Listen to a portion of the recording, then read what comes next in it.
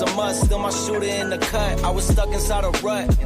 Played the game, made bank, moved G. Anything to get a buck. You won't find me in the club.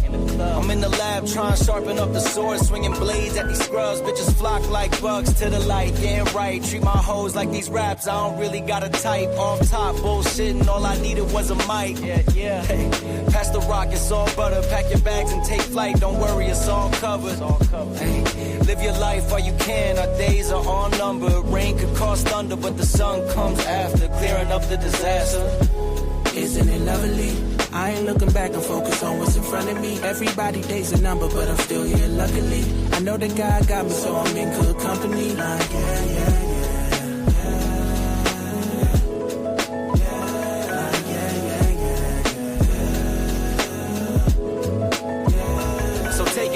I got some places I should take you to see. You know it's easy when you ride with a G. Light speed, moving fast through the city, trying to find me some peace. I finally lived to be the guy that I was dying to be. Still I got some trust issues, people lie through their teeth. The more I grew, the more they hide in the crease. Squad building, weak members get released. If we trying to compete, starting pitchers need relief. Bro, we building a team, everybody got a niche. I've been known to play mine to a T, but it's time for me to lead. Picking dirt right out the cleats. Steep path, roadblocks in the streets, trying to knock me off my feet, cause the devil never sleeps. So I don't sleep too, and trying to breach safes that I didn't have the keys to. We all been victims of trauma we ain't agreed to, but the sun comes after, starting up a new chapter. Isn't it lovely? I ain't looking back and focus on what's in front of me. Everybody days a number, but I'm still here luckily. I know that God got me, so I'm in good company. Like, yeah.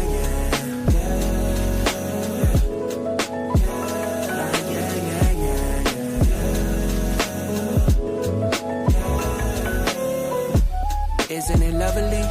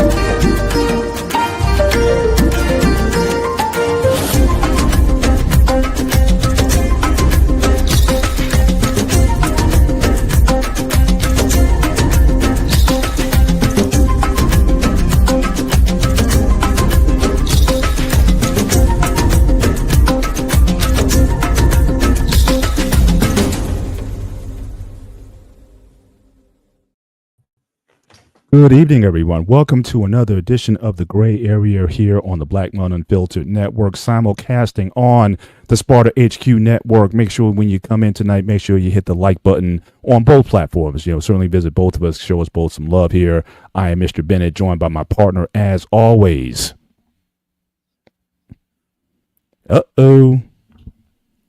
Didn't start. We'll give you a chance later. Just drop it when you can. But I'm Mr. Bennett with my partner, as always, the Ghost of Sparta, a.k.a. Peter, a.k.a. Paniotis. Yasso, my brother, what is going on? My computer better go out the window. That's what's going on.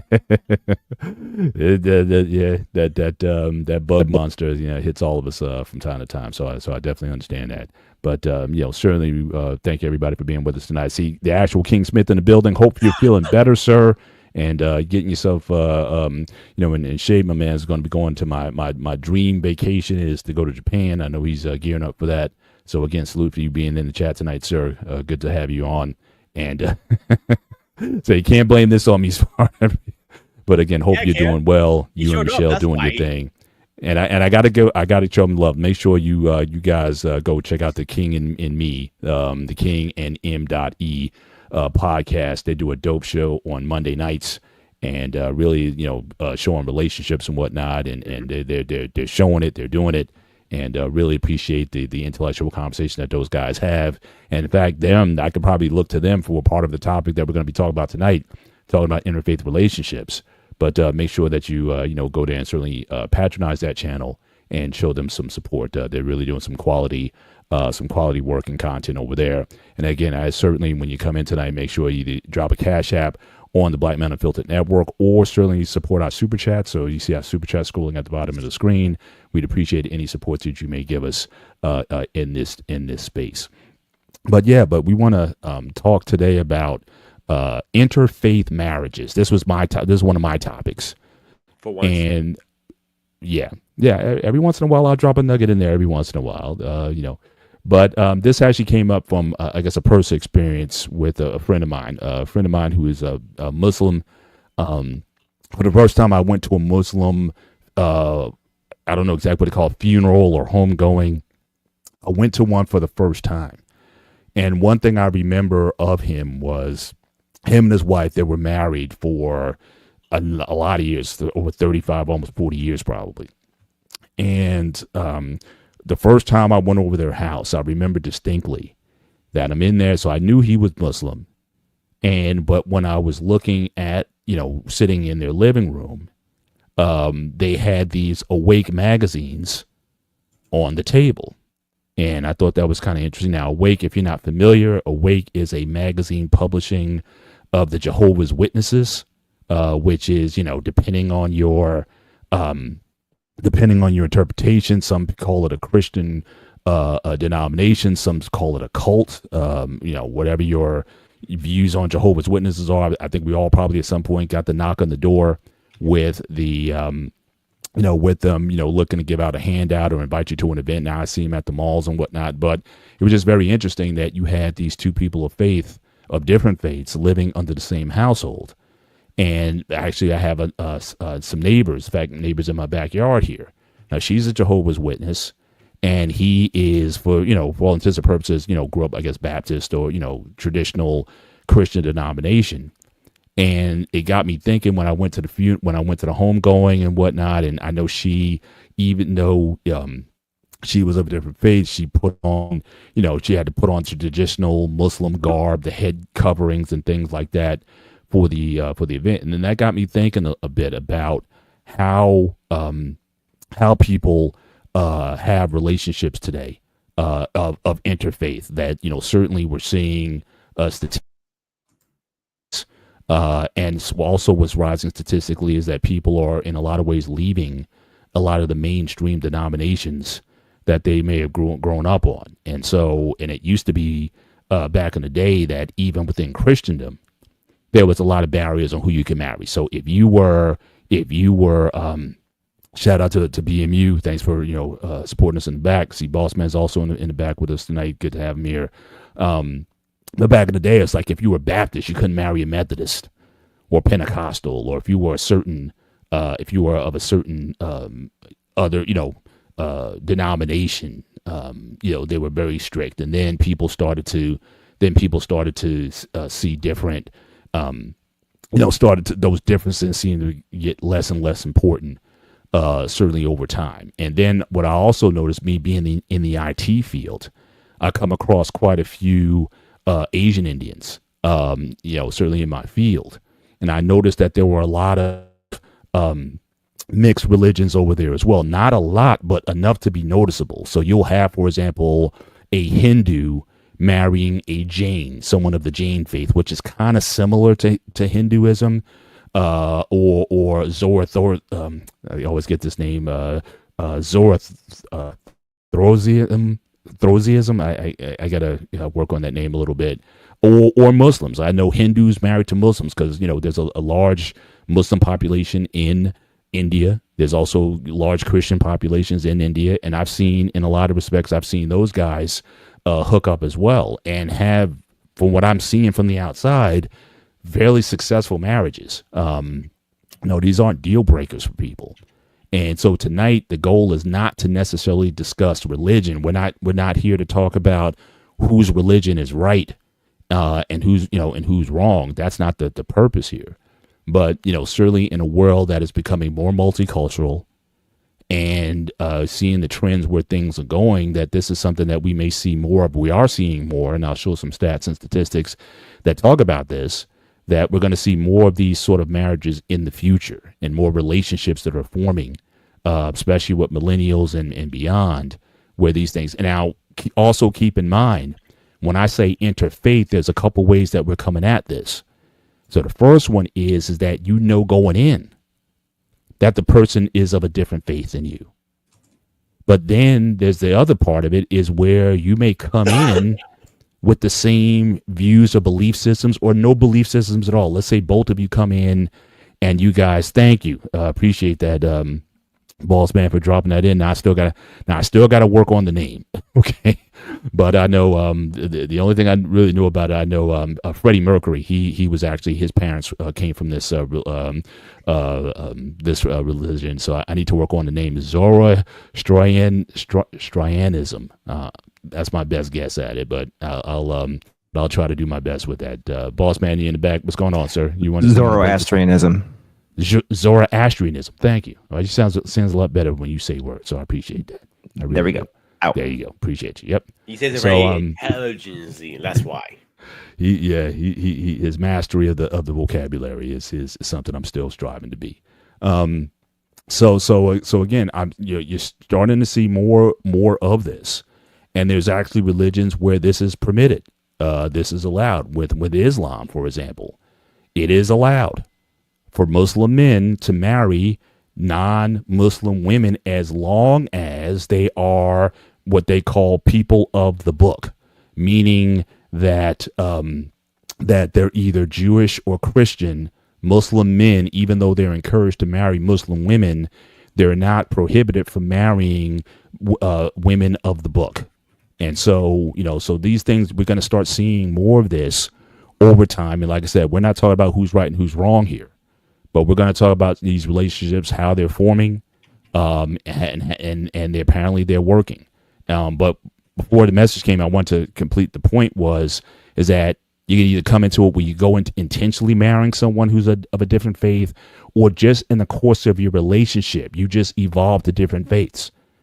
So you might have both came in kind of one way, but then over time, you may decide to adopt another religion altogether. Or in some cases, no religion at all. Or just go off the rails and do something else. Can the marriage survive when the faiths are divergent like that? And also, we're not talking about necessarily the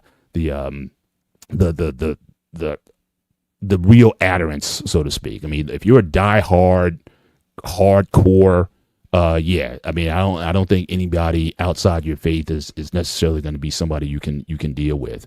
But there are conditions on that even the Bible talks about, where if you're married to someone who is not of the faith, how you should be conducting yourself. So that's kind of the theme of which we want to conduct the show tonight. But just Pete, any initial thoughts on the topic and any personal experience that you might have had with people, or even yourself, either dating someone that was a different faith than you, or marriages that you've seen where people are of different faiths or belief systems, and how have those relationships typically fared in, from your observation?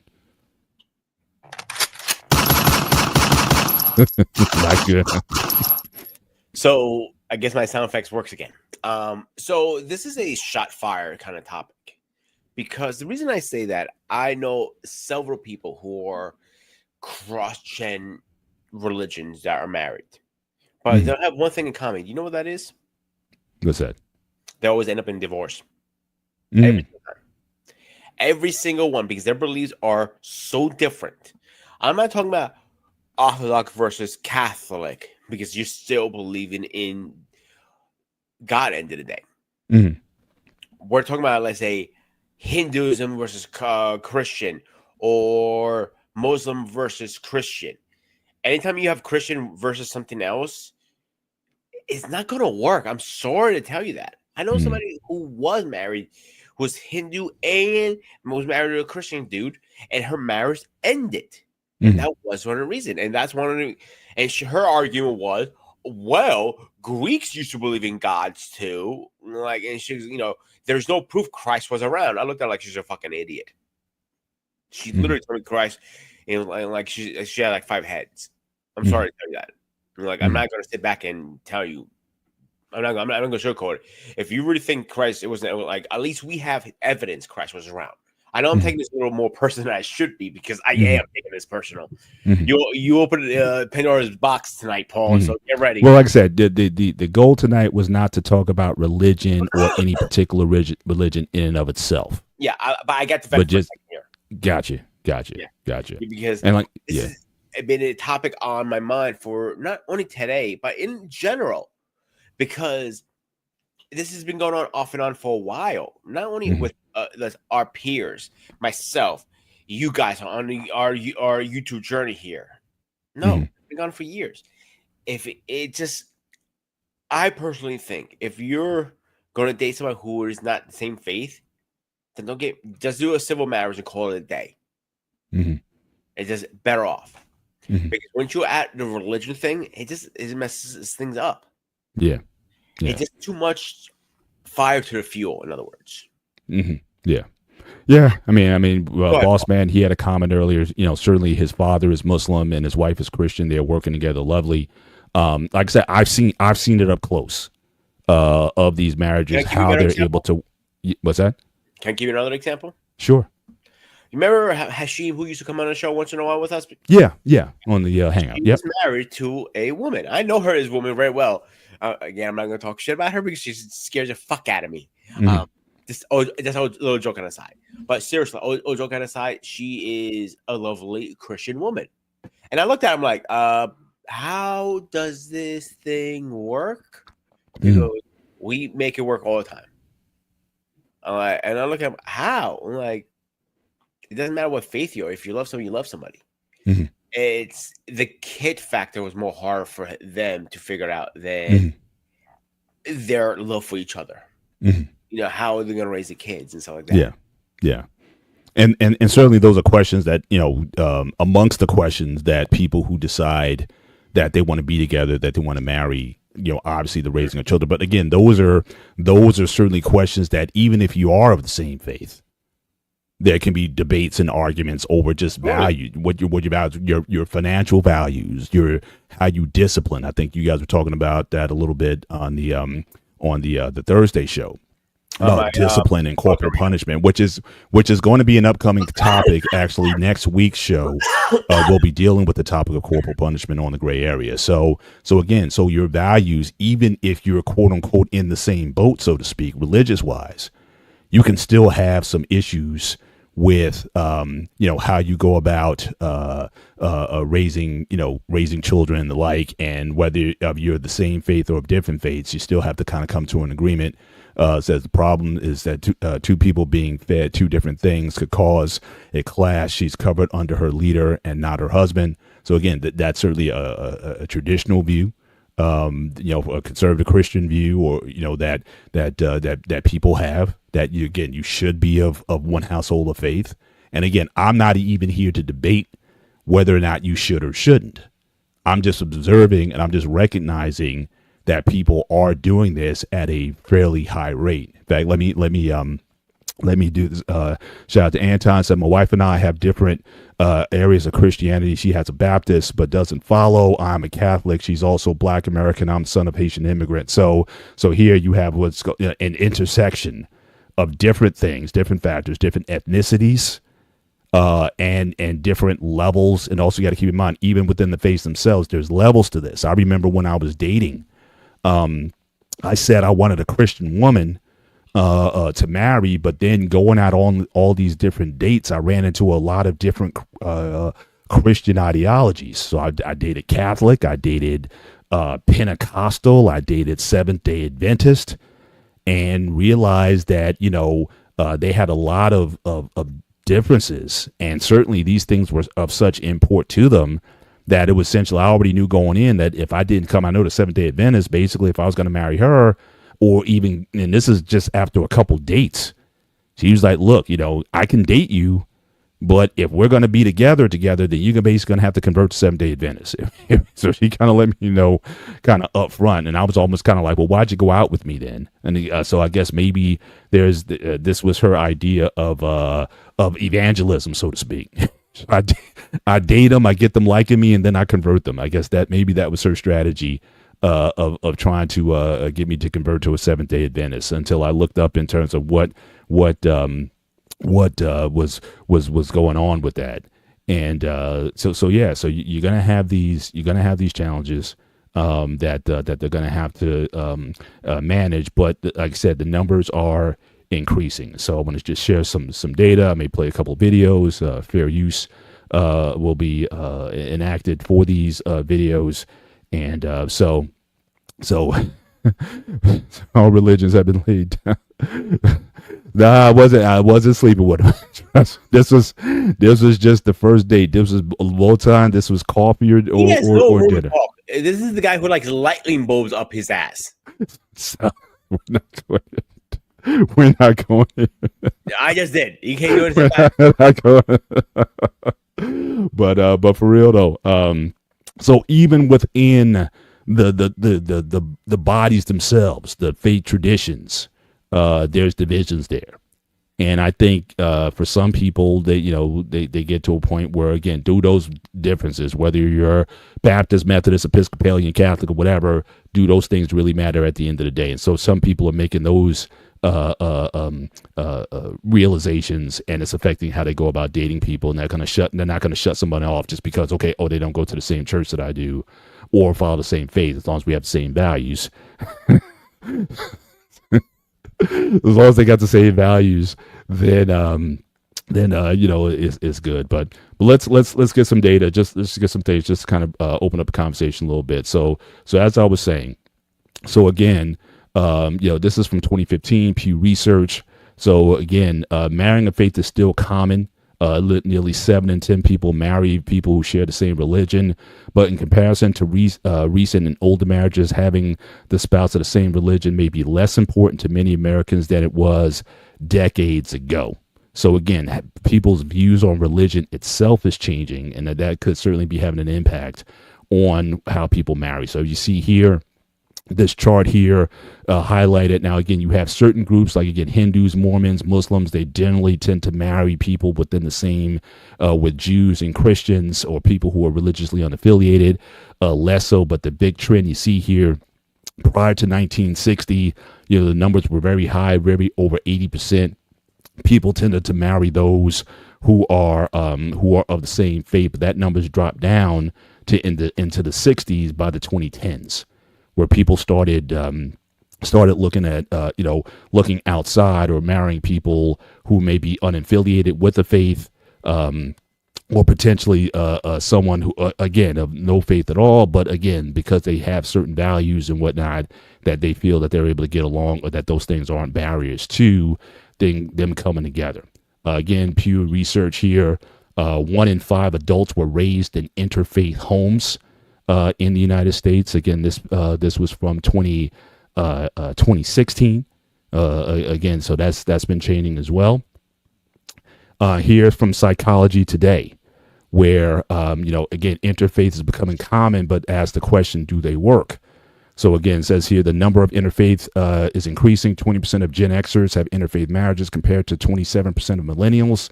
So again, so it could be a generational thing. Interfaith couples report poor psychological health and experience pressures from their parents to marry someone of similar faith. And then lastly, involvement and importance of religion markedly declines amongst children raised by interfaith. And that's been one that I've heard for several years, that basically if you marry, if people of different faiths raise children, the likelihood of what happens is that the children really don't have a faith of anything at all. And so that's also been raised. But again, I have some content. They may counter some of that. But, certainly this is a concern raised by those that, if you don't have that same kind of structure to raise children in, then the children may be, agnostic or something like that at the end of the day, or may go in a different direction altogether. Here's some information, again, from the same article. When couples are of the same religion, 77% are highly involved in religious practices such as attending church and praying regularly. But for interfaith couples of two different religions, this number drops to 54%, and religious involvement plummets to 13% for interfaith couples where one partner is religious and the other is unaffiliated. So it seems like even for those who are of interfaith, meaning both parties take their faith seriously, even though they're different, it's still much higher than that, than say if you marry someone and that person really isn't religious at all, or doesn't identify with any kind of religious background. But what's being shared here is that, again, the more same you are, it does seem to have a stronger, you tend to have a stronger bond when you're practicing the same things. Another part from the article also found that religion was less important to children raised by interfaith couples, whereas 43% of the people raised by similar religious parents said religion was very important. Only 30% of people raised by interfaith parents said it was very important. If one parent was religiously unaffiliated, only 9% said that religion was very important. So again, we're drawing a distinction between people where both parents are religious but different, and also where only one parent is essentially religious or affiliated and the other one isn't. And the last point that's being made here is, interestingly, most children of interfaith couples report that their parents not arguing much about religion, and people tend to believe that other variables such as similar interests and satisfying sex are more important to successful marriage than shared religion. I thought you might like that one, because for some people, if the sex is good, if you could live with somebody, got similar interests, and the sex is good, is that enough, essentially, for you to kind of stick it out, or will that be ultimately a problem at the end of the day? And so, so amongst those things, just from based on what I shared so far, what's your thoughts on that so far, as far as those statistics? And, does that either support or confirm or counter some of your what you started to show with, as far as dating or marrying outside of the faith? So, as much if you sit here and tell me, yeah, the sex is the best sex I ever had, it was the best blowjob I ever had, it's not enough. Mm-hmm. Sorry. It's the physical is never going to be enough, because your beliefs are so opposite. You can be butted heads all the time. Like those animals that ran rams that charge and ram head each other. That's how your marriage is going to be. And I don't want that kind of marriage personally. And I don't think you ever wanted that either, Paul. If your wife wasn't Christian, you would probably saying the same thing right now. Yeah, I like I said, I led with that, like I said, in my document. But what I had to do was I had to define for me what Christianity was. Now, I said a person doesn't have God, I have no idea how to make a marriage work. I would disagree with that. I know plenty of atheists and agnostics and non-married people who've been married for for many years. So I wouldn't necessarily agree with that. That without any religion, that it cannot work. But I think you'd certainly need to be swimming in the same boat together. So I certainly would disagree with that. but religion can other things said it doesn't matter. So again, I think Bossman and E-Man are getting into a little bit, but see, I was specific. Like I said, I'm not saying, and the point of the show is not to say whether or not you should do or not. I'm just observing that I'm seeing more of it. And I've seen, again, law magistrates, my friend who just died recently, they were together like 40 plus years. And so how they were able to make that work, the parameters with which they were able to do that was always interesting, but I never had the opportunity to really question them about it. But I know my neighbors in the back here were, again, the gentleman, he's Baptist and the wife is Jehovah's Witness. Certainly, he talked about it some. And for them, I guess they just boiled it down to this idea of respect. That the idea is that, look, I respect her right to go to the Kingdom Hall and do her business or whatnot. She respects mine. Sometimes I go with her to church, and sometimes she comes to mine. Now, again, would the hardcore adherents of those faiths agree with those practices? Probably not. But nevertheless, they were certainly able to have that thing going. Yeah. So again, have a cousin who's Catholic and his wife is Jehovah's Witness. Again, very different views, very different ideas on God, very different ideas on Jesus Christ, But very here's different the thing, ideas Paul. overall. But still, I've seen these kind of relationships work. So hang on a second, Paul. These both religions might be different in the same way, but they're still under Christ and God.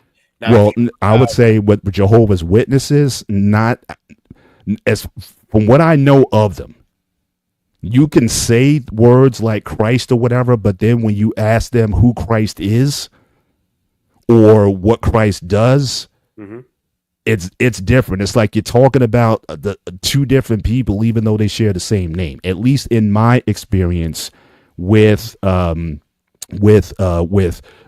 talking to them or tracks or anything that's been shared about them, again, it's different. And for a lot of them, it's different to the fact I know, in fact, one of my best friends to this day, when we were in college, he dated a girl all 4 years who came from a Jehovah's Witness background. And I thought that, certainly, and he came from a Catholic background. I thought that they would, they were so good together, but at the end of the day, they had to break. Because at the end of the day, it was not going to happen until he converted to Jehovah's Witness. And why that conversation wasn't early on, or maybe they thought that the love was going to be enough, or whatever it was, it just couldn't go any further because they were at this impasse where it was at graduation, and it's like, okay, are we going to take this relationship to the next level? And for them, the next level was going to be marriage. And, that was a condition that she wasn't willing to cross. And in fact, I know a lot of girls like that who were like, they would date you, in other words, you kind of go out and kind of have your fun. But when it came down to who you were going to marry, it had to be a person of that faith. And so in a lot of relationships, I've seen some end at the same time. And so again, I'm approaching this from a matter of observance, not so much about endorsement or what have you. And like I said, I know that for certain people, they feel very strongly when it comes to their faith and who you should hook up with. Like I said, I have my own, and I would favor being equally yoked with someone who has your, who shares your faith. I think that's, for me, certainly it's very important. But for some, it's a different conversation. It's a different ball game. But let me play a couple videos that I have here that will certainly give some insight in terms of, again, just what the data may be showing statistically in terms of people who are entering in these type of relationships and some of the things that have been observed by the author. I'm just going to put quickly up here. I'm going to put the fair use so that I make sure that I don't get into trouble here. I'll put the fair use up here, and I'll try to share my screen. And let's see here. Okay, so this first one here, data on interfaith marriages. So let's share. And let's see what we got here.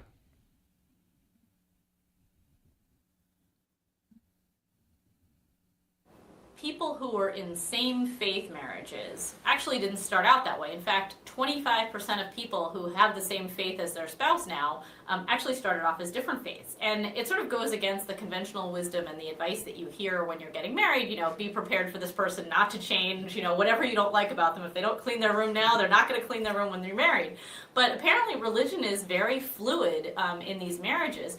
And whether they've decided to be one religion for the sake of the children, or whether a husband or wife just becomes convinced over the course of time that their spouse's religion is really the better one or the more true one, they've decided to change faiths. And sometimes it takes a long time for it to happen.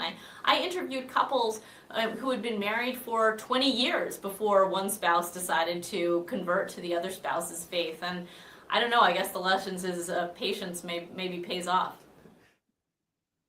Okay, so this kind of speaks to what I was saying before regarding the how you enter this thing. So some people make the case. I'm trying to drop this down. Some people make the case. You know, those who go into it actively, knowing, okay, I'm marrying a Muslim woman or a Muslim man or something to that effect.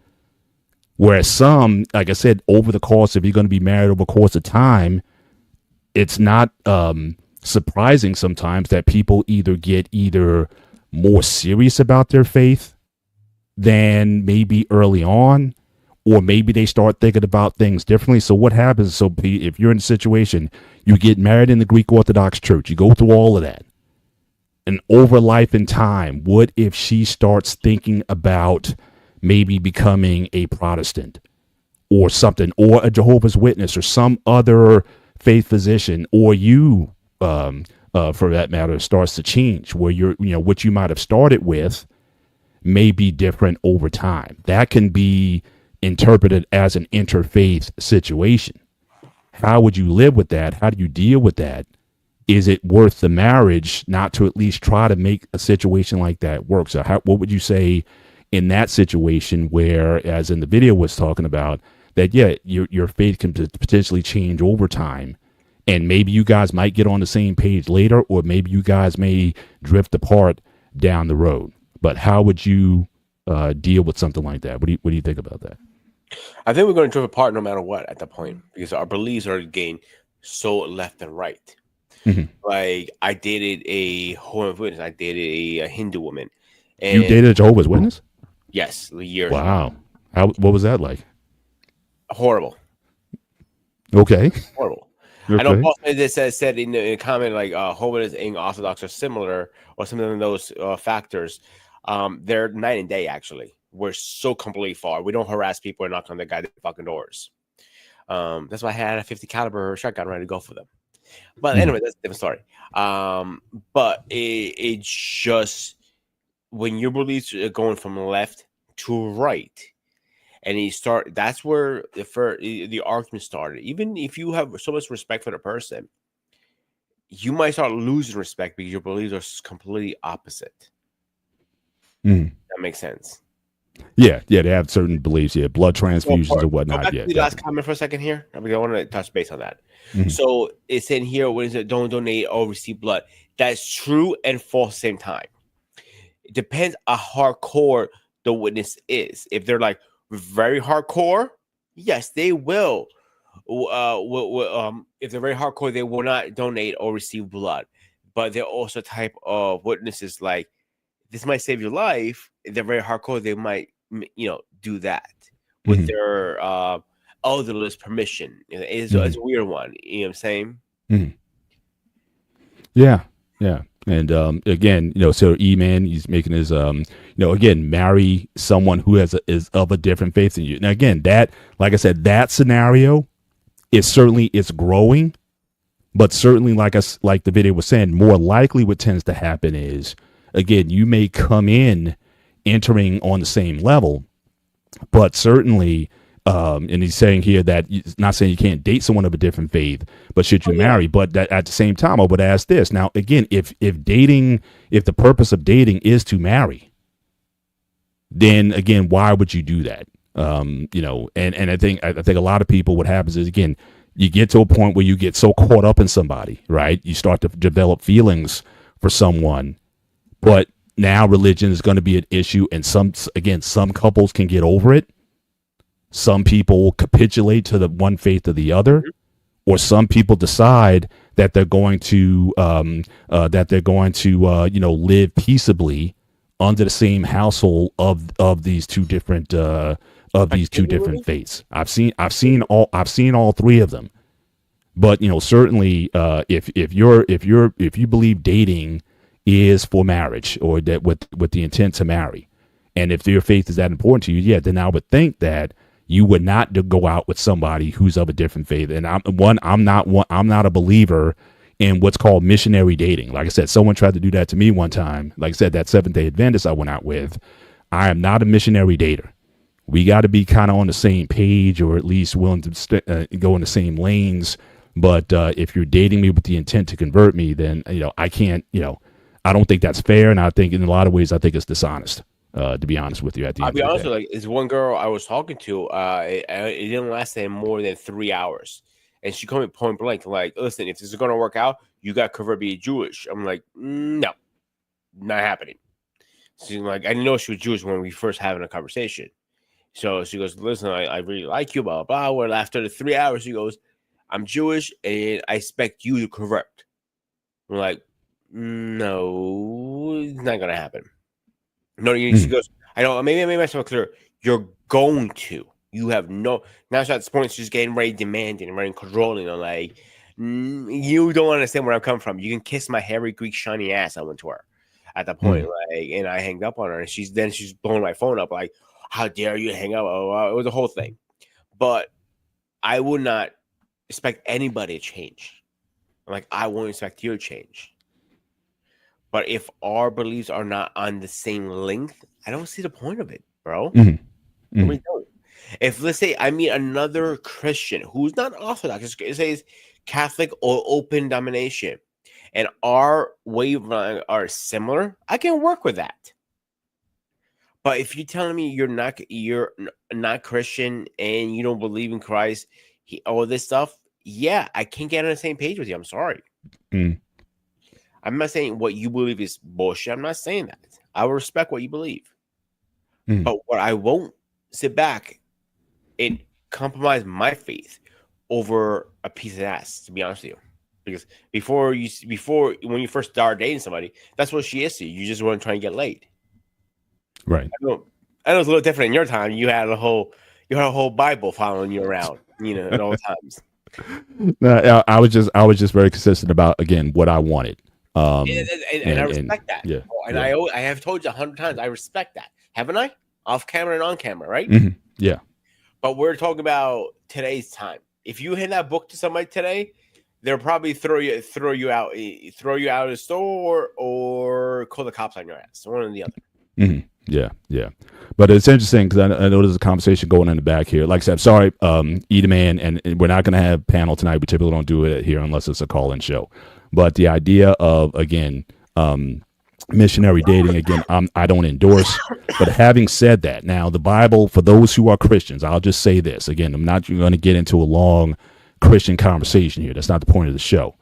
But even in Christendom, 1 Corinthians chapter 7 talks about this.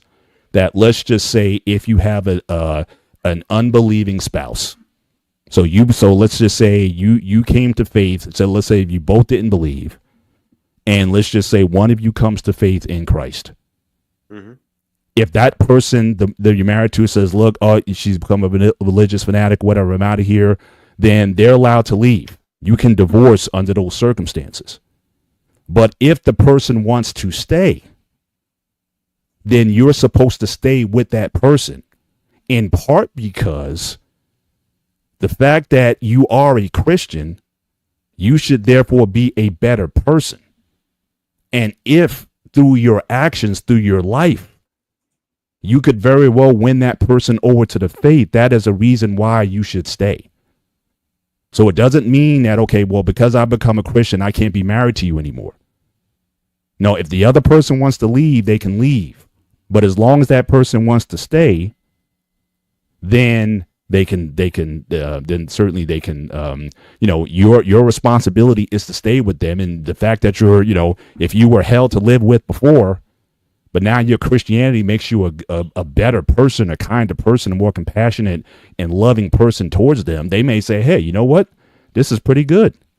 Maybe I should become one too. If this religion can make you this way, then maybe I need to be the same way also. So in that point, you can look at it as being evangelical in that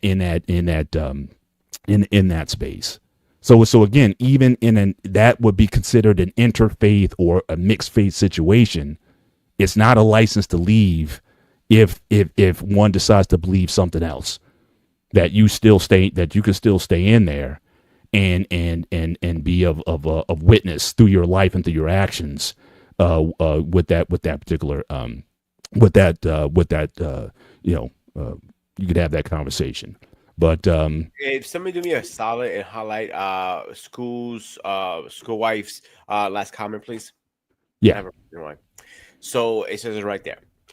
She dated a Muslim guy, good guy. Don't have nothing against Muslim guys. Like even if you were Muslim, like one of my really good friends, has she Muslim? Absolutely. Like, he was very rough came to the religion. She says it right here. And it's going to be rough because your beliefs are completely opposite. Again, I'm not really familiar to details with the Quran and all that stuff because I focus on my stuff. But with what I do understand, it is a lot more stricter. A lot more stricter than any Orthodox, Catholic, any Christian religion out there. So again, I don't think if you guys are not under the same the wavelength, in other words, I gotta keep saying that tonight. If you're still under Christ, okay, maybe you're different. Like maybe it's baptism versus Orthodox. Okay, that can still work because it's still under Christian. But you're talking about Muslim versus Christian, I don't think that's gonna work. Or Hindu versus Christian, gonna work. Well, it's interesting. Let me bring up these comments. I apologize to Anissa. I'm going to try to bring you back here. I hit the wrong button when I was trying to highlight your comment, so I'm trying to get you back in. But that was my error. I'm trying to get you back here. Boss man, if you could help me out in the back, see if you can get Anissa to either restore so she can come back and post. I did not mean to. I meant to highlight your comment, and I by mistake I took your comment out. So if you can help me, boss man in the back, try to get Anissa back in the panel, I appreciate that. Yeah, that was my error. But just going back to the slides. So I wanted to talk about that. Let me just move to, so this is in Islam. All right. So again, traditionalist interpretations of Islam, the permissibility for Muslims to engage in interfaith marriages as outlined by the Quran. It is permissible, albeit discouraged, for a Muslim man to marry non-Muslim women as long as they are identified as being part of the people of the book, Jews, Christians, and Sabians. It is not permissible for a Muslim woman to marry a non-Muslim man. Thus, traditional interpretations of Islamic law do not recognize the legitimacy of a Muslim man's marriage if he marries a non-Muslim woman, but if she is Jewish, Christian, or Sabian. On the other hand, a Muslim woman may not marry a non-Muslim man. Additionally, it is required in Islam that the child of the interfaith marriage must be Muslim. Okay, some additional information here in terms of the conduct. So if it's a Muslim man and a Christian woman, it says, in the case of the Christian-Muslim marriage, which is to be contracted only after permission from the Christian party, the Christian wife is not to be prevented from attending church nor from engaging in her own prayer and worship. This will be according to the Ashtanim of Muhammad, which was signed between Muhammad and St. Catherine's Monastery in 623 of the Common Era, or AD. And then you have another slide here. Despite Sunni Muslims prohibiting women from marrying non-Muslim men, interfaith marriages between Muslim women and non-Muslim men may take place men take place at substantial rates, contravening the traditional Sunni understanding of ijma. The modern tradition and reformist and progressive Islam has also come to prohibit marriages between Muslim women and Muslim men. And I'll just skip down. I want to just read this for in the United States, about 10% of Muslim women are married to non-Muslim men, and about 1 in 10 Muslims are married to non-Muslims overall, including about 1 in 6 Muslims under the age of 40, and about 20% of Muslims, and I can't get the slide here, but again, it's even in Islam. Like I said, it is permitted according to the Quran. And it does happen, and you just mentioned with your friend earlier that it happened with him, as well. And it is funny. You know, when I first met him, I was an asshole. I'll be honest with you guys. I go, Hashim, like, I got a question for you. He goes, I'm scared to ask, what is it? How many wives do you have? The return I got the finger in return. I got one. And like, that's the old school mentality back in the old land, he says. Some do practice it here. We have like 5, 6 wives. But one thing he did teach me, and I kind of hard time believing it, but hard time seeing a American woman go through this. I say that because he even told me in the Muslim religion, the Quran or whatever you want to call it, the man is higher at all times. The woman is so below him. He's not even when they do go to, I think it's called temple. I'm not sure what they're called. A mosque for Muslims, it's the mosque. Yeah, they're separated. Men up front, women in the back. Correct. Yeah, it's separated by a wall too. So to me, I find that strange personally. Like, well, again, even now in the Christian case, she can opt if she wants to go to mosque or not to be with her husband. But again, as you said, they're going to worship separately. But let's just say he goes to mosque and she wants to go to her church, she must be permitted to do so.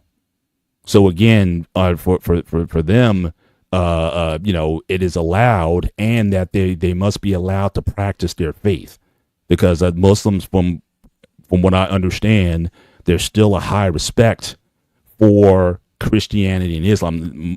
Islam is the newest of the major monotheistic faiths. So you had Judaism, you had Christianity, and Islam that came in the 7th century. And so, certainly there's respect given, for those faith traditions as well. But I have another video that talks about video. I want to make a comment what you said. You said the Muslim faith is the newest one. Is the newer of the three. Yeah, people of the monotheistic faiths. If you want to talk, between Judaism, Christianity, and Islam, Islam is the newest of the three. Okay, and the only reason I bring that up because I have talked to several people who sit there and argue with me, saying, "No, Islam is the oldest in history." I disagree with that personally. The oldest in history, if you really want to get technical, are the God faith, Zeus and all those stuff. Or Odin, the pagan ones. Correct. And if you had to pick one of the three, I think it's Judaism. Isn't the others one? Well, yeah, and it's even in the question. You got to couch it a little bit because again, Muslims would say that it's like a transition. You know what I mean? Like it started with Abraham. They all three acknowledge Abraham as sort of the father of the faith. So again, Jews are going to recognize that, Christians recognize Abraham, and then Muslims also recognize Abraham. So you could look at it as that in a lot of ways, there's not a lot of separation between Islam and Judaism, at least in terms of the trajectory that they're on. They all kind of come from the same branch or the same root, but they might have branched out to different places, but they still acknowledge the root, and Abraham is at the source of that root. So I think in that sense that they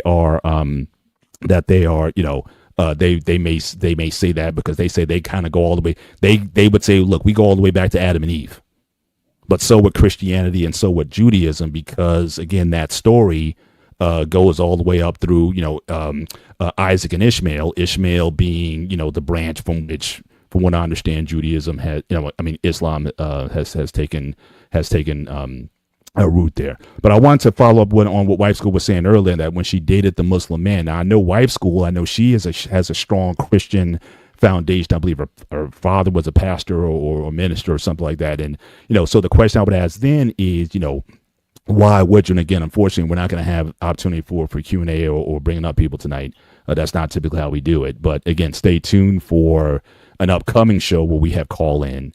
And again, any topic that we may talk about right in a couple weeks. So any shows that we may talk about, if you want to revisit a topic on the call-in show, you're certainly more than welcome to do that. But, again, in order to save time, we're very strict about time here. So we want to end the show, at a proper time. And so, if you have questions about this or want to revisit it, you can certainly bring that topic. Back.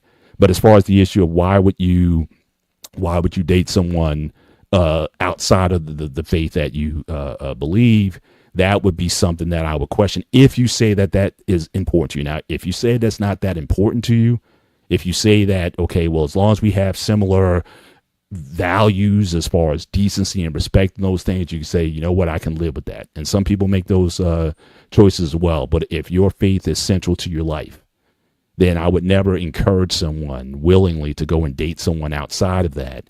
Try to work certainly within that. But let me play this next video, and this is dealing with satisfaction within these interfaith relationships. So again, I'm going to bring up the fair use for the use of this video, and hopefully we can go ahead and bring it up here. So let me grab it, and we can start to play. Interfaith marriages on the whole are less happy. I mean, there is a gap in terms of what sociologists call marital satisfaction between interfaith and same-faith couples. And I think, in my surveys, what I found is that not a lot of people are disagreeing about the tenets of religion. It's not like a Mormon marries a Jewish woman and, they just sit around all day fighting about religion. But religion affects a lot of our day-to-day practices. It affects how we spend money, where we send our kids to school. It might even affect what community we decide to live in, how we spend our time. And those are the kind of things I think that affect marital satisfaction rates over time. So, for instance, I asked people about their religious attendance. The person who attends church in a marriage is much more unhappy than the person who stays home. They're at church stewing where probably the husband is at home watching football and doesn't really care. Yeah, that I would certainly agree with. That certainly your religion would certainly impact the decisions, the daily decisions that you make on a different on a daily basis. And again, if you're in a situation where you're with somebody who where that's going to be a conflict, but at the same time, again, even though it's of the faith, I mean, most marriages end because of finances. Would you agree with that? Oh, yeah, 100%. So it doesn't matter if you're of the same faith or not. The bottom line is you have to be on the same page. So the question would be then, let's say if you're of different religions, but can still get on the same page, then can that situation work? Or for those that it's working, because I think it is working under many circumstances. Is that really the key to a successful marriage? Not necessarily the religious foundation that you may have, but the values that you get from wherever you got those values from, and is that really the key to it? But you could be married, so you can go to church together on Sunday, but still come and fight in the car home over where we going to get the money or where we going to spend money on this or that or what have you. That can certainly happen as well. So is it the religion per se? Or is it the fact that you guys can't get on the same page? What do you think about that? So the one girl I dated was a witness. I was very young. I keep you that in mind. When we did talk about religion, was an argument always. She thought she knew more than I did. But I was like, Paul, you know me for a while now. I'm very educated into my own religion. Correct. And she's trying to school me. Keep that in mind. If you think I was an asshole now, I was a bigger asshole back then. So when I want to prove somebody wrong, I'm gonna have all the stats ready, all the paperwork ready, every little detail. If I'm like, for 45 minutes, I'm gonna prove to you why you're wrong back then, Mhm. and then make you feel embarrassed Mhm. back then. Now I don't give a shit really. You Mhm. want to be right? Be my guest. Be right. I don't care. So the second time was when I dated a non-Christian woman. I didn't bother argue. I didn't bother having a conversation with her or anything like that. It's because she thinks she knew me because she might be a Hindu woman, but she went to a Christian school. That's Mhm. nice to know, but if you don't follow the faith, you don't really give a shit. Yeah, you're just there for the education. I know a lot of Indians who attended Christian schools in India, but they still, for the most part, were Hindus. They knew of the Christian faith, so obviously they were taught it. Yeah. But as far as what they practiced in their homes, it was still going to be Hinduism or whatever their parents were doing. But again, because of the quality of the school, they went there, so they're very familiar. So, and again, I've seen those couples get together. Also, again, a good friend of mine dated. He got engaged to a Hindu woman, but she was familiar with Peter and Paul and James and John and all that because all of that was part of the religious upbringing that she had going to that Catholic school, growing up in India, and before then her family then moved to the United States. And I'm talking about stateside. She was going Right. to private school in New York. Right. Again, it's nothing wrong with that. It's great. It worked for her. But my point is trying to get to is it doesn't work. Personally, I will sit back and tell you it does not work. Mm. I cannot tell you about Kevin and Maria or Johnson and Michelle or whatever the names are. Mm. If it works for them, it works for them. King and Michelle, great example. He's not very religious at all. He grew up in a religious background, but he actually came on. Let's back that up a second. He's not religious. He isn't. He doesn't even believe it. Right, but I'm just saying. I was trying to be nice, but I'm just saying he grew up. He had he actually came on a Talk Tuesday where he shared his story with us in terms of his family, his background, his siblings, and the lineage and everything.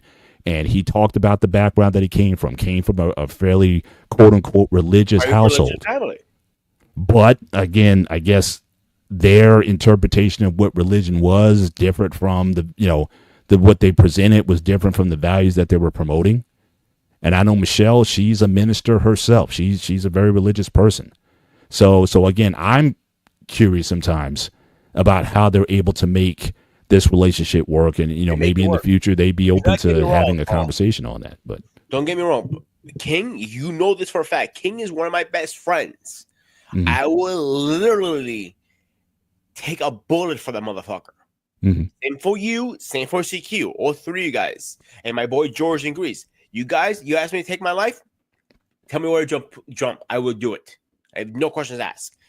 But I want to clear that he's not talking smack about him. It just he makes it work. I know he was raised in the faith. He knows the faith. He understands the faith. He doesn't believe it. Mm-hmm. Sometimes when you go through combat or military training, sometimes you don't believe in stuff. I know a lot of guys who went through combat. A lot of guys, talked to several guys on the grave. And go, dude, are you religious at all? He goes like, well, I'm like, yes or no. Well, yes or no. Well, dude, yes or no. I'm like, I want to get back into it. Like, no, you're not that. You don't have to go to church to be religious. I want to. If you want to believe, you believe. Church is this little bonus, I call it. Mm-hmm. But I know a lot of my friends, one of my friends, priest. He is the most religious person I ever met in a military service. Right. The reason why they call him priest. Okay.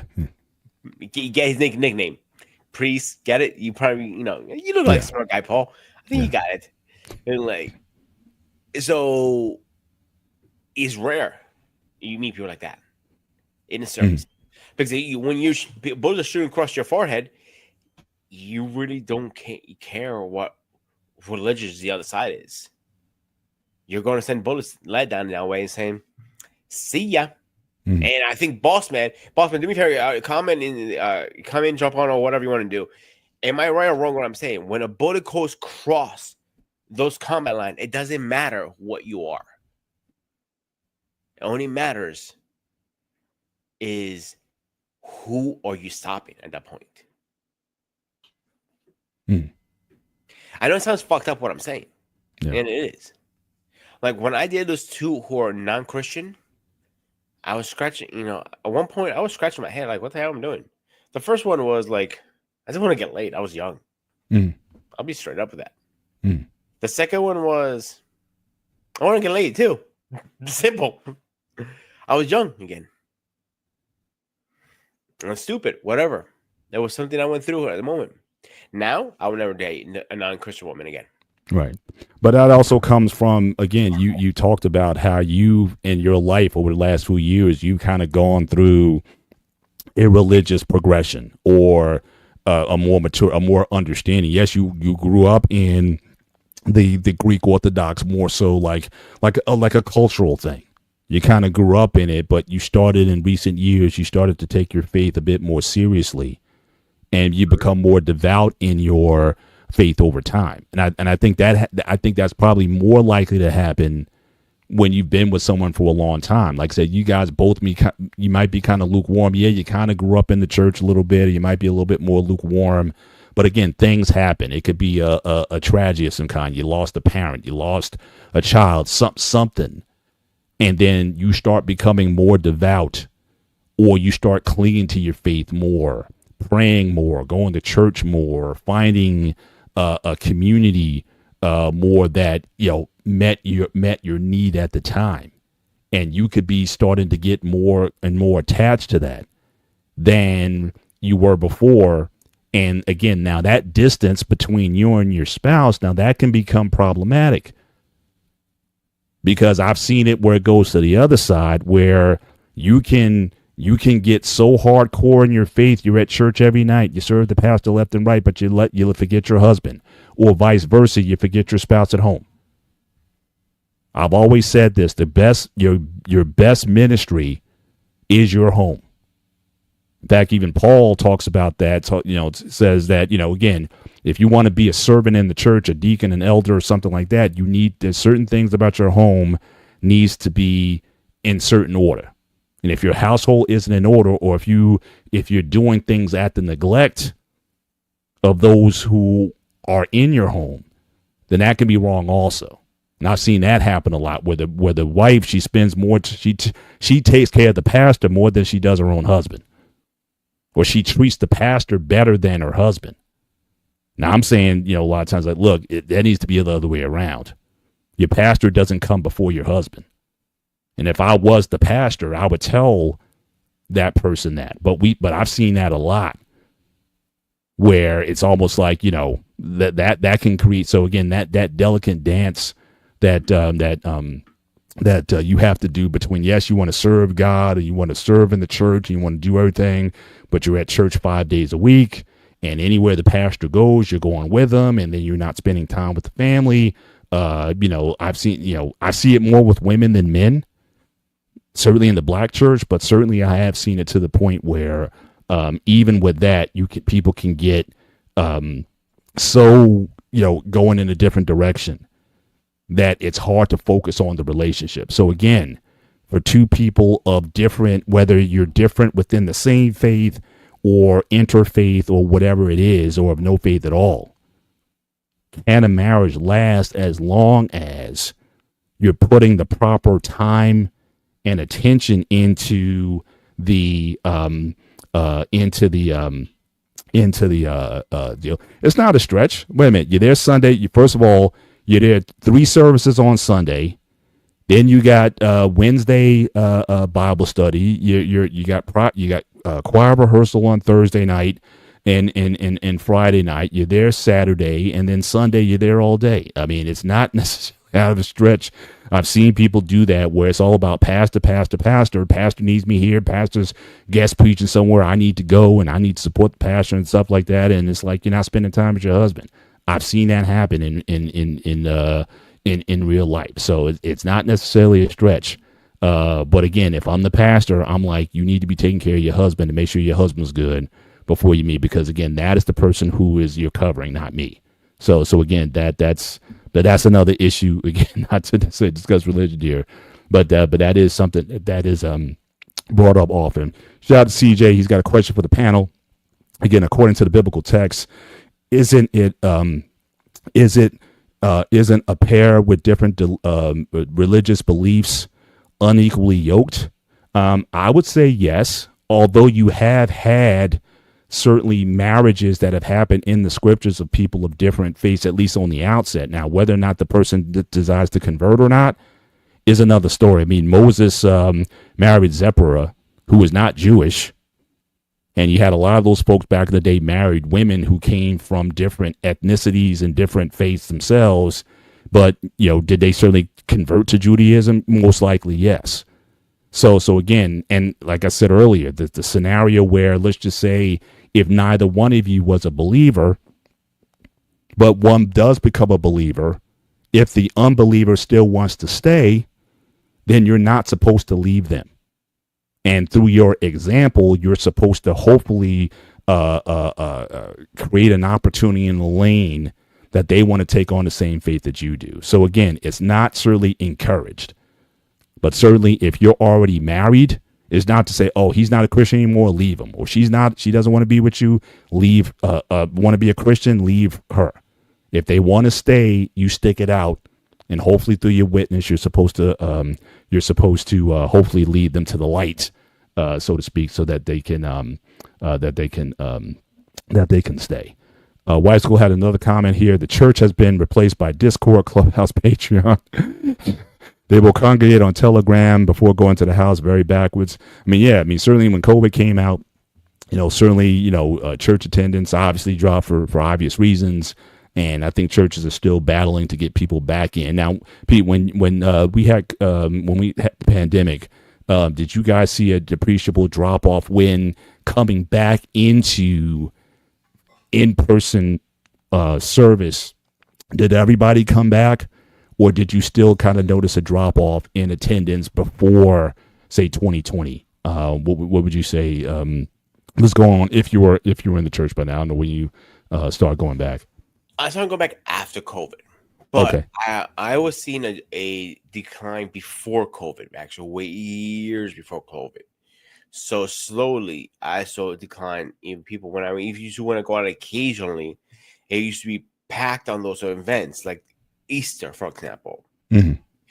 And it was, you couldn't get a seat.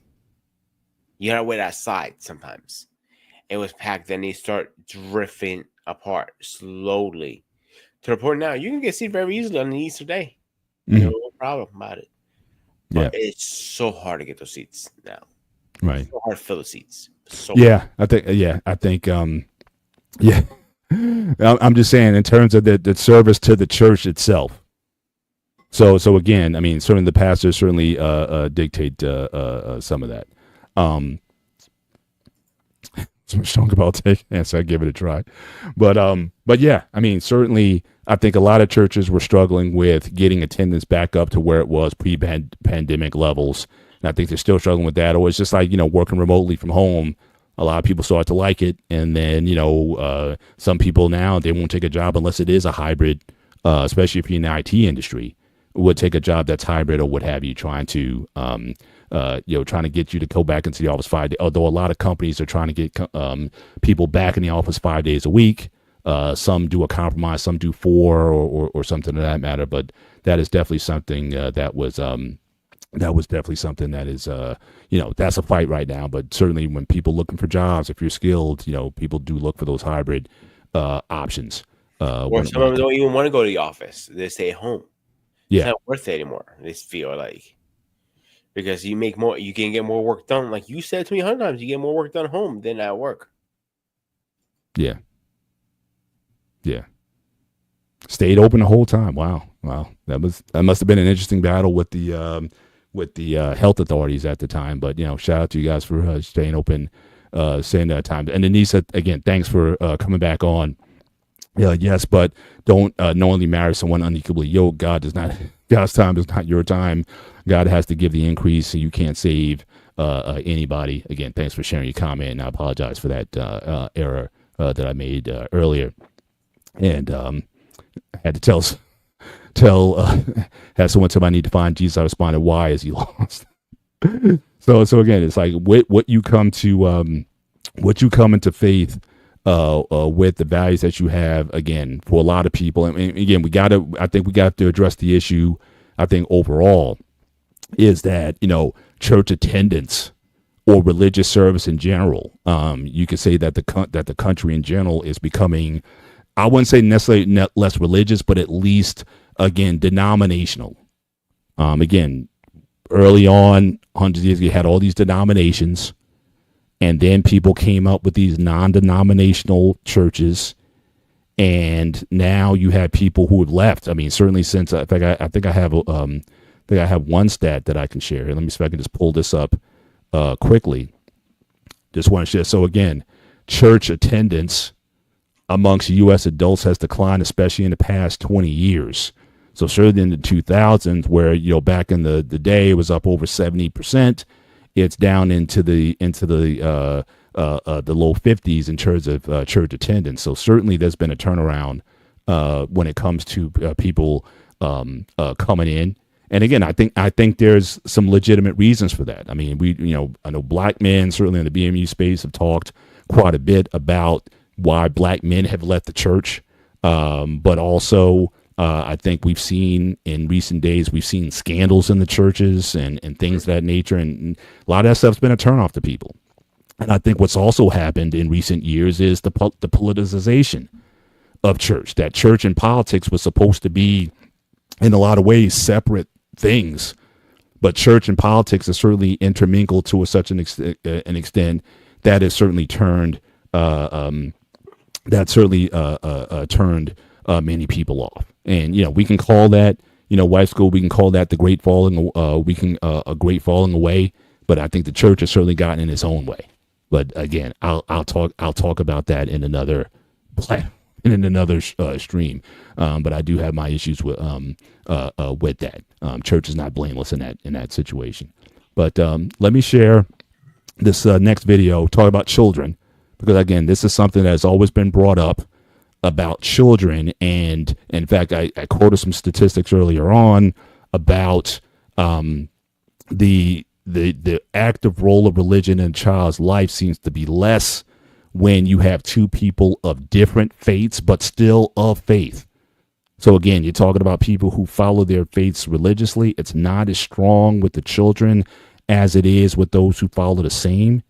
And then also it drops off dramatically where if you have one of faith and the other one isn't. There's also another big drop off what happens there. But this next video is talking about what the research is saying about children and religion and what happens when you have these interfaith marriages and the effects on the children. So let me just bring up again fair use, of the video, and I will share this and we'll talk about it.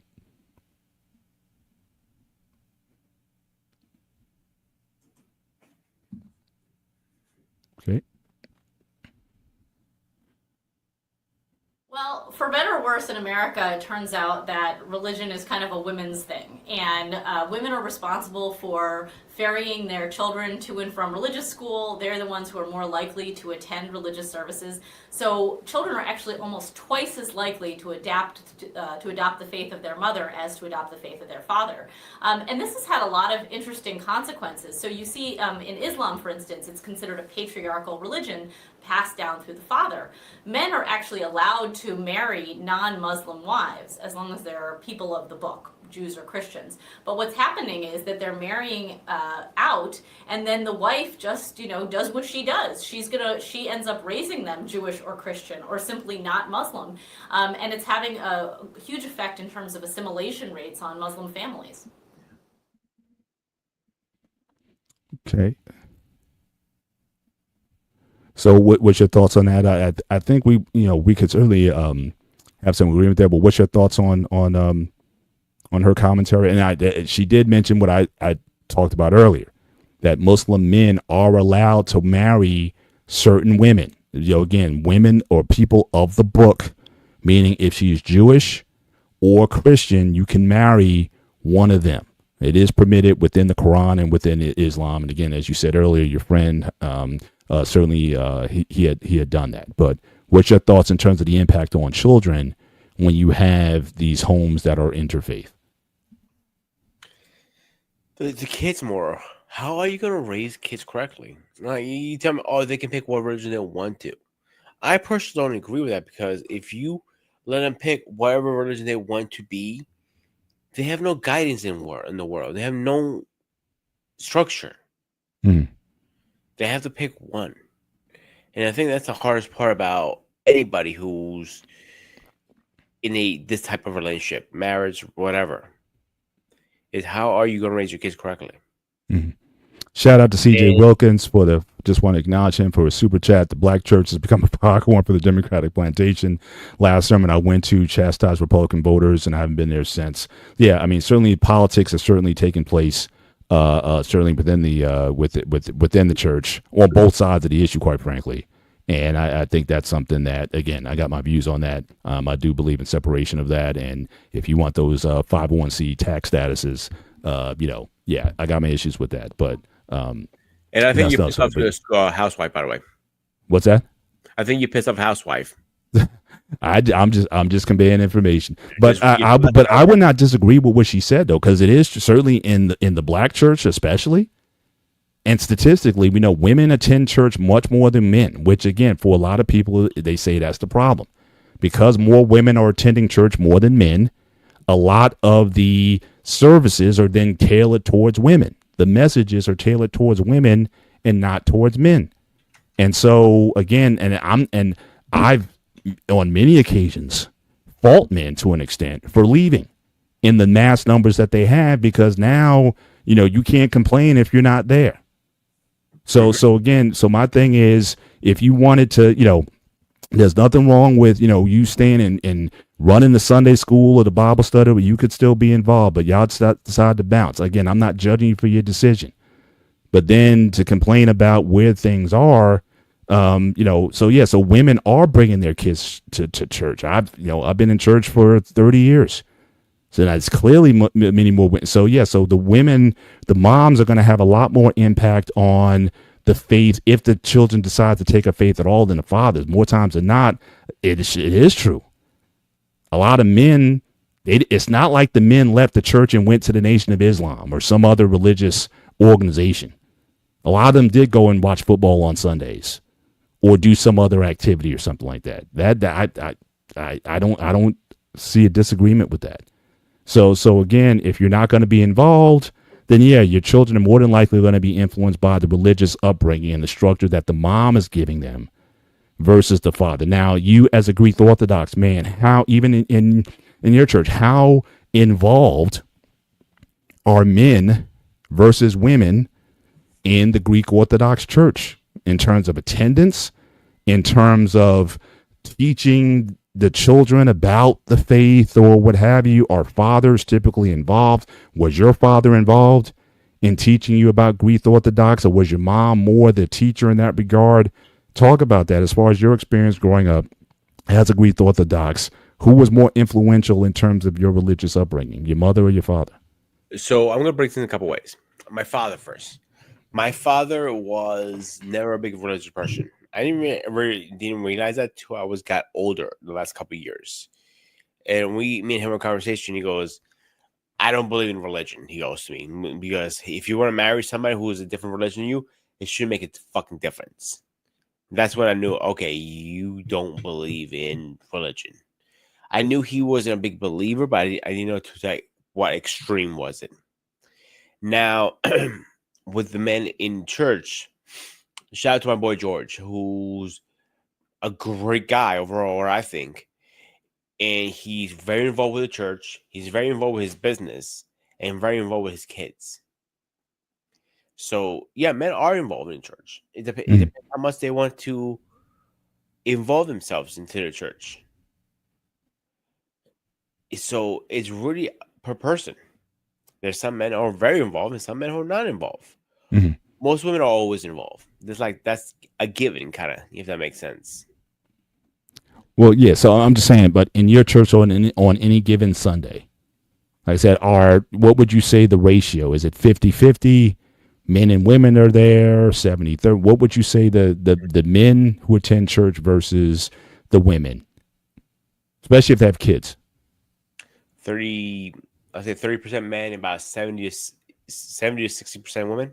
All right, so again, so aligning with what she said, the fact that women more so than men go to the churches, then the woman more times than not is going to have more of an impact on how those kids, if they decide to accept the faith at all, it's the woman or the mother is going to have more impact over that because she's, the primary caretaker of the children.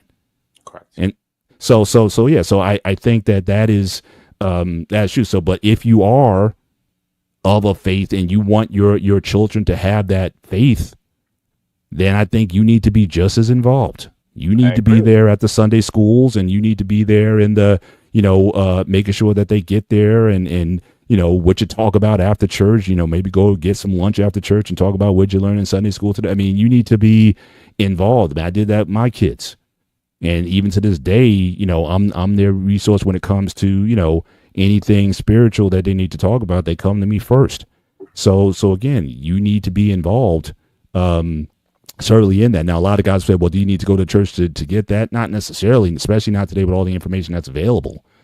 But you need to be that resource for them and be present. Like I said, I never, certainly with my family, I've always prioritized that, whether I even like the messages or not or what have you.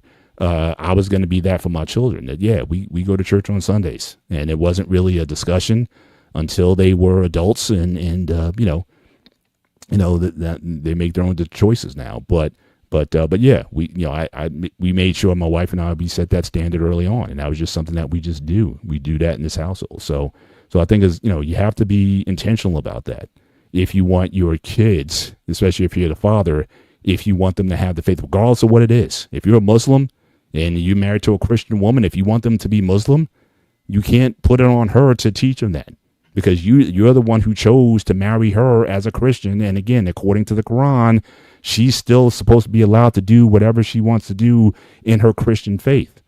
So if you want them to be Muslim, then you're the one who needs to be taking them to mosque and whatever ceremonies. Or if you're Jewish, then you need to be taking them to the Jewish school or whatever schools that are there that teach them the Orthodox or whatever it is. You need to be involved there if you want that to happen. In that circumstance. So yeah. So again, fathers who don't prioritize that, you can't be upset if your kids then suffer because of your you're not doing what you're supposed to do. But, yeah, my father wasn't involved. Like I said, I definitely get that.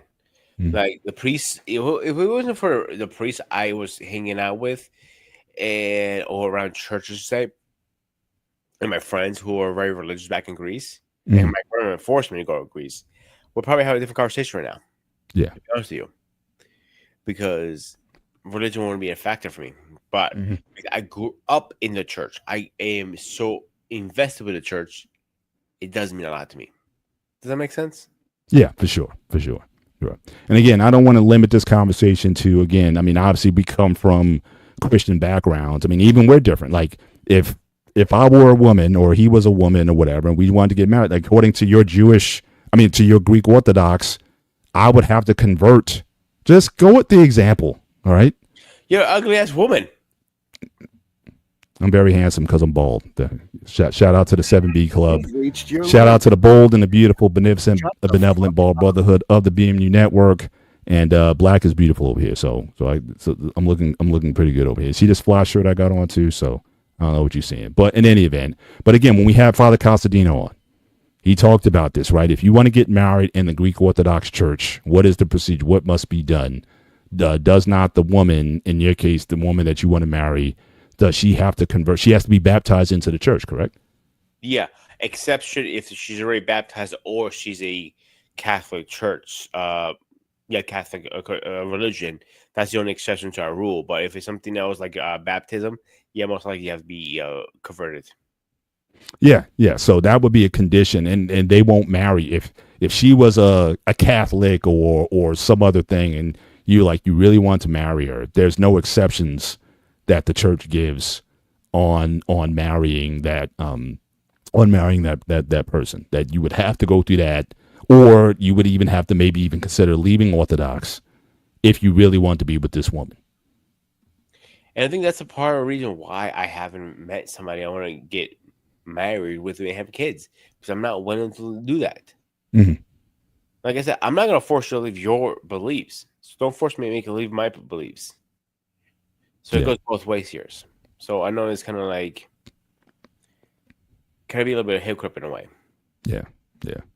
Facts, Anton. Thank you for sharing. Just because, if you follow a different denomination doesn't mean that I'm not an unbeliever. Yeah, absolutely. And I think a lot of people are recognizing that today. Like I started the show with, back in the day, even within the faiths, like, again, you didn't have a Baptist marrying an Episcopalian or a Methodist or something like that. I mean, it was much more tribal in terms of those views, and I think it's certainly gotten a lot more liberal. Not everywhere, like Peter just said. Certainly in the Orthodox Church, you need to be baptized into the faith in order to marry. And I'm sure, like I said, Jehovah's Witnesses, regardless of what you feel about them, you need to be, if you want to marry, you need to become one of them in order to marry. But in the Islamic faith, they say not necessarily, as long as you're part of some Christian or Jewish denomination, and even in some Protestant ones. Now, this last video I have, I want to share this one. This one's a little bit longer. Now, it's interesting. I found this one when I was going through just researching for the show, and actually, I noticed, gentlemen, Reverend Buster Soares, Forrest Soares, he pastors a church very close to my home. And he did that for years. He's retired now. He's certainly stepped down. But the woman who I've been sharing, certainly in this video tonight, her name is, again, Naomi Schaefer Riley. She wrote a book, Till Faith Do Us Part, and where she researched some of the the talking points that she has had earlier. She was brought up on the show, and interestingly, Reverend Soares was also part of this on the Today Show. So I'm going to, again, put the fair use up, and this will be the last video that I share for tonight. And again, thank you, everybody, for being with us here tonight regarding this topic. Again, this can be a very passionate topic. But again, we're seeing it more and more. I've seen it for several years, certainly in my married life. People are making these decisions to intermarry, or you come to a crossroads where you develop different faiths over the course of your marriage, and then having to deal with the consequences of that, or how do you manage it to make it work, that you can still cohabitate and live together and still have somewhat of a harmonious home in the process of that. So gonna put the fair use banner on again as I share this last video. Oops. Put that on, go back and share it. And the video is a little bit grainy. This was from 2010, but when I saw him, it's like, oh, I know that guy. I met him personally. So let me try to share this guy, and we'll talk about, again, the idea of marrying. And I did not know this about this gentleman actually before I saw this. So even more so, this was a surprise to me when I saw it. But hopefully this will be useful. All right. DeForest Soares is the senior pastor at the First Baptist Church of Lincoln Gardens, and Naomi Riley is a former editor at the Wall Street Journal and is now working on a book about interfaith marriages. Good morning to both of you. Good morning. Pastor Soares, let me begin with you. Obviously, with more and more couples getting into interfaith marriages, lots of issues arise, from baptisms to burials. These can be major points in a marriage that maybe one isn't thinking about, especially when it comes to raising children. How do you counsel couples of different faiths? Well, what's wonderful about the interfaith couple is that they come to the counseling session recognizing that there are differences. Unfortunately, we often take so much for granted when we are dealing internally that we miss some conversations that we should have.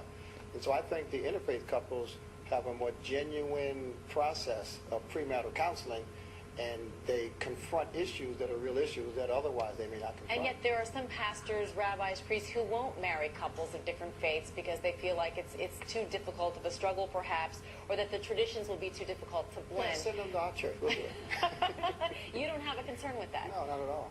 All right. And Naomi, you've been researching the topic for a while now, and there are some interesting statistics. In 1988, 15% of U.S. households were mixed faith.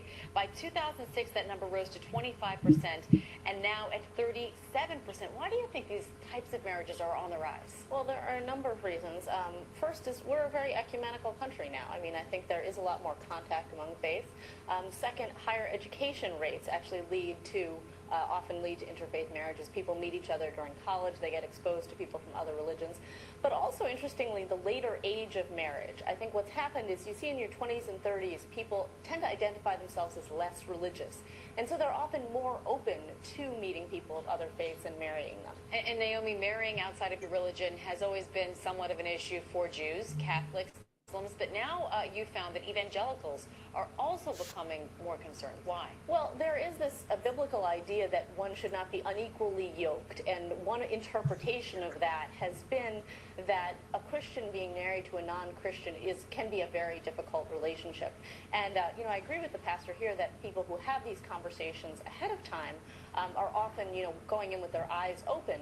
But it turns out from my research that more than half of couples don't have these conversations before they're married about how they're going to raise their children. It's very difficult. Yeah, and that is a big issue. Pastor Soares, it's interesting because we know that marriage is about compromise. That's what makes it succeed. And yet, why is compromising about religion so difficult? Well, because of ignorance.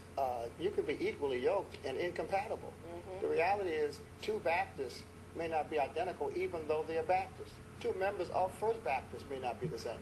And so I think a thorough process on the front end that anticipates communications challenges, financial issues, sex and non-sex, I think are the key things. People get divorced over pizza, not over God, right? Because they can't communicate. And so I think the interfaith issue is not as big as many people would suggest, because the truth of the matter is there are interfaith people in the same faith. Right. Not all Catholics agree on everything. But interfaith marriages do have a higher divorce rate. I mean, that's the bottom line here, and I think it's something that people should be aware of, and they're not. I mean, I think it's very taboo to talk about earlier in a relationship, from what I can tell talking to counselors and pastors and couples themselves. People don't want to bring it up early on in dating. I want to raise my children Jewish. Makes you sound like, oh, you want to walk down the aisle. But it's something that has to be discussed clearly. It is something that has to be discussed, and I would also point to the fact that, when you talk to counselors about what people get divorced over, it does tend to be the day-to-day things, but religion can really influence the day-to-day things, not pizza perhaps, although if you keep kosher that could be a problem. But how you spend your time, how you spend your money, and how you raise your children, those three things are very big sources of conflicts in marriage. Religion is a major factor in your life. Right. Naomi Riley and Pastor DeForest Soares, thanks so much for joining us. Okay. So yeah, a lot to unpack there. And again, this is not an endorsement of same faith marriages or interfaith marriages. You're about to say same sex, weren't you? I'm not trying to go there with you tonight. But in any event, interfaith, thank you. Interfaith marriages. But again, I think what I liked about the piece is that they were real about, again, the challenges there. Again, your faith, your religion oftentimes does inform your values. But then on the flip side, I think the pastor was correct about the fact that you could be members of his church, and without the proper counseling or without the proper conversations, you can still wind up in the same place. That I guess for the people who go in, so he's talking about a specific set of people who actually go into this with their eyes wide open, already know that there's some things that they need to talk about. Whereas you got some other people who take for granted, oh, well, we go to the same church, so we're good. But they never had the conversations about the things that are important, about finances, about money, about sexual compatibility, about all those issues that people who are coming from different places may have to have. What he also talked about was the idea of in your youth, you may not care so much. Again, just looking at yours and quite frankly mine. Now, I came to faith at 24 after a near fatal car accident, but I wasn't thinking about religion at that time. I was a devout agnostic at that particular time. I wasn't going anywhere, and nobody was going to try to take me to any church or anything at all. But a lot of times what happens as you get older, as you live life a little bit more, your faith then becomes starts to become a bit more important to you over time. And so, so these are questions that regardless if you are trying to an interfaith scenario or even a same faith scenario or a same church scenario, you still have to have the conversations in order to try to make this thing work. And you have to be intentional and on the same page about what you guys are trying to do. So I know a lot of people, they would try to paint, the fact that you're of different faiths as the great taboo. But what does it say about people who are supposed to be of the same faith and y'all still can't get along? So at the end of the day, is it really about the faith that you're practicing, or is it really about you and your inability to work with or communicate effectively with the person who you are saying that you're supposed to love and pledge yourself to for life? So what do you think of that, Pete? This is a very hard conversation to have with anybody. Really think about it. Yes, you need to have these conversations before you say I do, before you walk down the aisle, before you put a ring around it, like financial, sexual desires, how you want your kids raised, whatever. Some people are very low key, some people are psychotic. If you don't have the conversation, how do you know how crazy a person is? Communication is a big key. It doesn't matter if you're the same religion or not. If you don't, it's not. So it's just one of those things. And you need to have those serious conversations with people. If you don't, you definitely are going to fall short to it. And she's right. You might argue about pizza. That might be the biggest problem you're going to have. The biggest problem you might have is, shit, I want mushrooms, you want peppers. You see where I'm going with this? Yeah, I mean it's over some of the dumbest things. And again, some of that happens in youth. And I've said, I mean, when we had last time we had a show, we had Wife School on, and we were talking about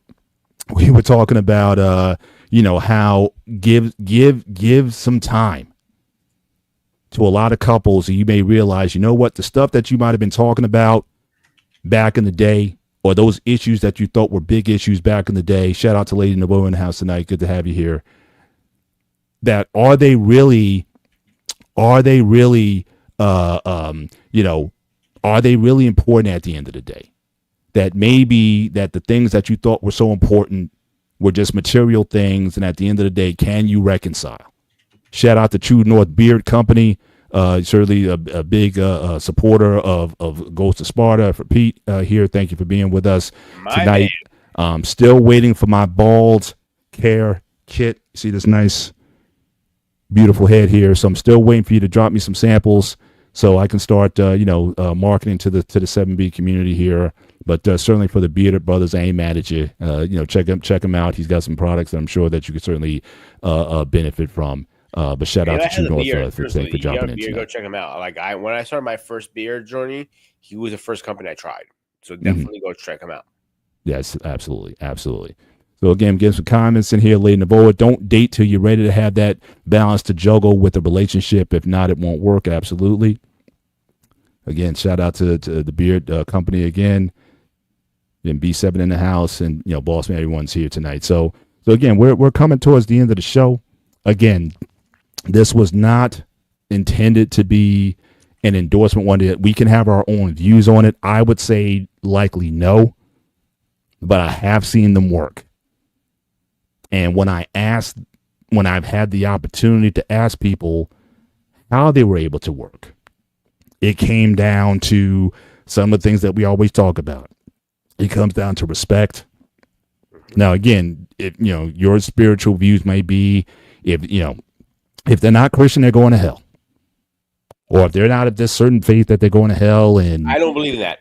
okay, I'm just saying. I mean, for those people, there's no compromise there. Oh yeah, I do it there. And so I'm just saying. So, but for some, especially if you evolve into a mixed faith relationship, evolve into it, that there's still pathways with still to work that out. But I think this is a phenomenon that we're going to be seeing as you see, again, the decline in people being so hardcore Baptist. I'm an AME, I'm a Baptist, I'm a Methodist, or whatever, as people are pulling away from that. And people are just looking to just be with somebody that I can just rock with. That you're going to see more of this over time. And you can say infidel or whatever, anathema, or whatever you want to label it. It's going to be just as you have more interracial marriages, you're going to see more interfaith marriages that are going to be coming down the pike as well. You think so? Yeah, like I said, the test, it's already dropped, certainly 20 points within the past few years. The last stat that she was showing, going back to 2008, it was already up to 37%. So yeah, I think this is, as people start to look at religion either as something as a negative, which is happening. And again, the churches haven't done a lot to thwart that image. We all know about the scandals, right? I mean, the big thing in the black church this past week was this guy Marvin Sapp and talking about locking the door, closing the doors and trying to get $40,000 out of the people and whatnot. That didn't go over very well. So people are already thinking that the church is all about money and just trying to get money out of people and telling them stuff to feel good and not. So it already has issues.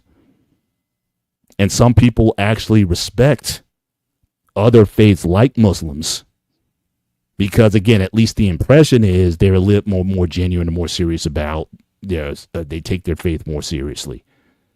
And so, yeah, I think that, like what Wife School was saying earlier about some of the relationships that she had with the Muslim man, obviously it's not forbidden in Islam. Don't be surprised if you see more women who may go in that direction, as long as the husband does not prohibit them or make them feel less than because they're not Muslim. From what I understand from the Quran, a Muslim man is not supposed to do that. You're supposed to still be able to freely exercise your faith as a Christian within that relationship. So again, there's a certain respect and reverence for the Judeo-Christian faith within Islam that some people in the near future might find a lot more appealing. So yeah, I do think it's something that will continue to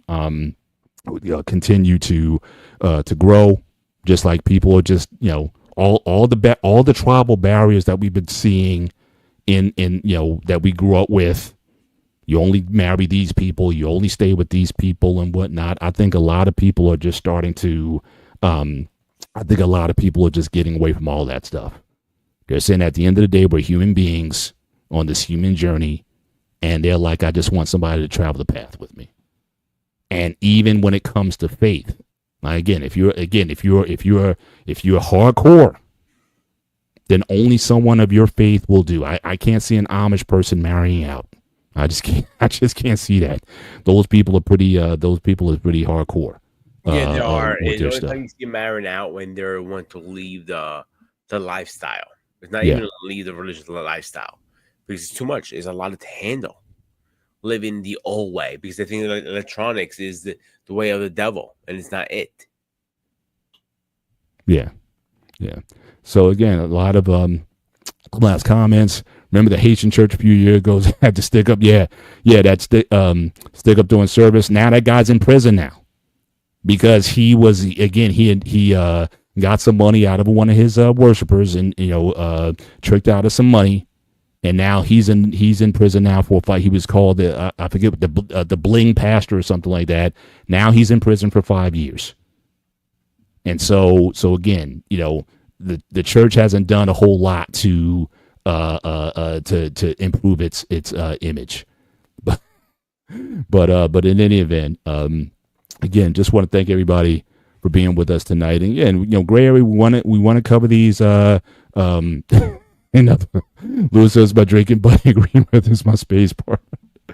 So again, hopefully this was a good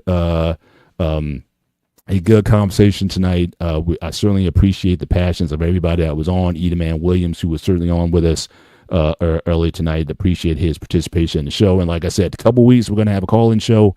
You guys want to call back in and chop this up with us, we're more than willing to do that. But it's just two guys. Hopefully you guys do, because you guys keep talking smack by when we drop the link. Nobody wants to come up. That is true. You want to call them out? Call them out. Call them out. I call every single person. You guys want to talk smack? In 2 weeks, the cold show in. And next week we have one scheduled after the show after that. That's what date is that? The 19th. Even the date. So what is it? I think it's the 19th. I'll tell you right now. Paul. 19th or the 20th. So the 20th.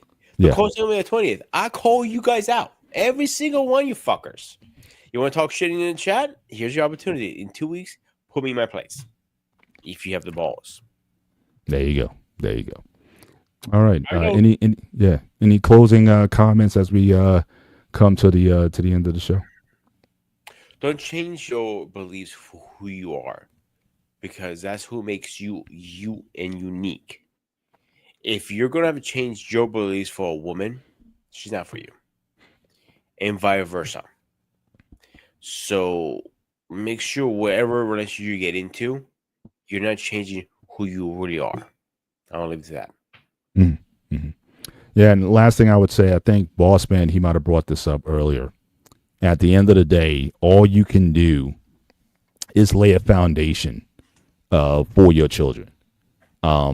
Because again, some of the concerns that was brought up tonight was about children. And I think Boss Man said it correctly. Look, I know plenty of PKs, right? Preachers' kids who are just out there in buck wild. And I know kids who grow up with no religion at all are pretty devout in the religion that they chose. So at the end of the day, children are going to make up their own minds in terms of what faith or religion they're going to follow, if at all. All you can do is just be the best example.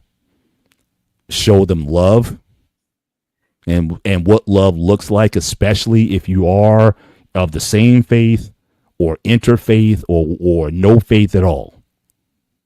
Can you show them love? And can you show them what respect looks like? I think at the end of the day, I think those are the best things that you can give to your children. But then ultimately, they're going to make the decisions about what they who are they going to serve and what they're going to what they're going to believe. And so, again, for those who are in interfaith or considering that, or if you're dating somebody who's of a different faith than you are, like anything else, you have to weigh and say, is it going to be worth it for you to go through that process for the long term? Are you guys built and ready for the long term? Can you work that out? I think it is possible, but it's going to take, just like any relation, it's going to take some. I hate calling it work, because I don't think relationships are work. I think it's just a matter of you just being very mindful and conscious about the decisions and the conversations that you have with this individual as you go on with it. And so again, for those who are interfaith, I'm not trying to break them up either. I think any and all marriages are under God. I believe that. And so again, what God put together, let no man put asunder. And if you guys are interfaith or whatever, again, I'm not trying to break you guys up. I'm saying, if anything, yeah, it'd be good guys come to one accord on all matters if you decide to get into one faith or the other. But I'm pro marriage, whether it be same race, same or interracial, same religion. But if you do happen to find yourself as interfaith, I'm not trying to break you guys up. So this is becoming a reality. And I was looking at this show also, didn't see too many people really talking about it, at least not in these spaces that we be up in. So hopefully we've added some depth, maybe another show, maybe another content creator want to, take this on, BMU, maybe you might want to entertain this on one of his other shows and have a further conversation. But one of the things we like to do in the gray area is to